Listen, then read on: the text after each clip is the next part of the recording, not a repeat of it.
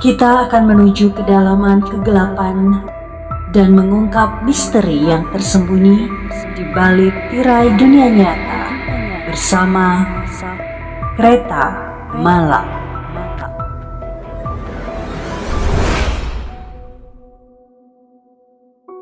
Kali ini saya akan mengajak Anda untuk menuju kisah nyata cerita mistis pendaki Gunung Ciremai.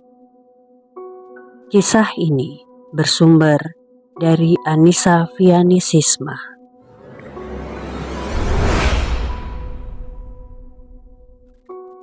Cerita mistis pendaki gunung kali ini terjadi di Gunung Ciremai. Gunung ini terletak di Kabupaten Kuningan dan Majalengka dengan ketinggian sekitar 3078 mdpl. Gunung ini menjadi salah satu gunung favorit pendaki, termasuk seseorang bernama Lukas Prianto. Ia membagikan kisahnya mendaki bersama teman-temannya pada tahun 1996 silam. Keempat teman Lukas bernama Maulana Zaki, Hildan Rahmadi, Muhammad Raya, dan Ahmad Fajar. 5 sekawan tersebut saat itu masih menduduki jenjang SMP. Fajar mengajak keempat temannya untuk mengisi liburan Idul Fitri. Kelima orang itu tidak memiliki pengalaman mendaki gunung, sehingga hanya ingin ke puncak lalu pulang. Kemudian pada malam mereka berkumpul, mereka berbincang tentang izin orang tua. Raya dan Hildan telah meminta izin, tetapi tidak mengatakan pergi ke puncak Gunung Ciremai. Sementara itu, Zaki meminta izin memuncak, tapi tidak diperbolehkan. Kemudian ia tetap bersikukuh mendaki gunung bersama teman-temannya. Fajar juga ternyata tidak diizinkan pergi ke puncak oleh orang tuanya. Kemudian, Lukas tidak meminta izin sama sekali, karena hanya naik gunung yang jaraknya dekat. Keesokan harinya, usai sholat subuh, kelima orang ini berangkat ke puncak tanpa izin orang tua. Perbekalan mereka juga seadanya, seperti masing-masing membawa tas sekolah berisi tenda, snack, senter, roti, kopi, termos air panas, rokok, serta air mineral. Mereka mendaki mulai jalur Linggarjati dan tidak melewati pos penjagaan. Kemudian mereka memasuki hutan rimba. Banyak pohon pinus menjulang tinggi. Beberapa saat kemudian mereka melihat gubuk dan memutuskan beristirahat sejenak.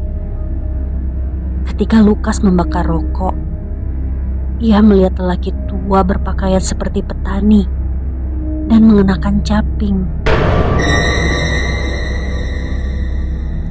Pria tua itu seakan menyiratkan perasaan marah dan mengatakan, "Jangan macam-macam di gunung ini." Lukas pun mengangguk takut dan terdiam. Anehnya, keempat temannya justru biasa saja, seperti tidak terjadi apa-apa saat itu. Kemudian, lelaki itu menghilang begitu saja. Mereka kemudian melanjutkan perjalanan dan menemui jalur curam.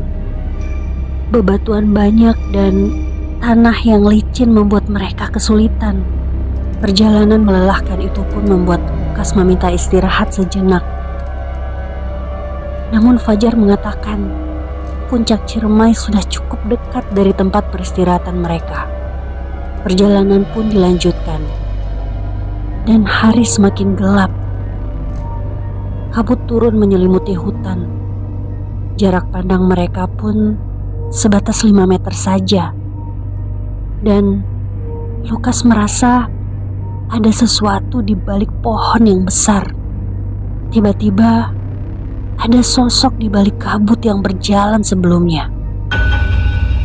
Lelaki tua itu menghampiri Lukas dan mengatakan hal yang sama seperti sebelumnya. Lukas pun tertunduk dan meminta maaf. Lelaki tua itu pun kembali menghilang di telan kabut pekat. Lukas kaget dan bingung. Kenapa lelaki itu hanya marah kepadanya? Sementara Fajar dan lainnya merasa heran, karena bagi mereka pria itu bersikap ramah dan memintanya berhati-hati. Beberapa saat kemudian, mereka pun melanjutkan perjalanan dan mencapai puncak Ciremai. Mereka pun mendirikan tenda dengan jarak 5 meter dari bibir kawah Ciremai. Setelah itu, Lukas memutuskan merebahkan badan dan tiba-tiba Raya meminta dirinya menemani buang air kecil. Lukas menolak karena kelelahan dan akhirnya Raya pun ditemani Hildan. Lukas pun menunggu temannya yang tak kunjung kembali hingga 2 jam.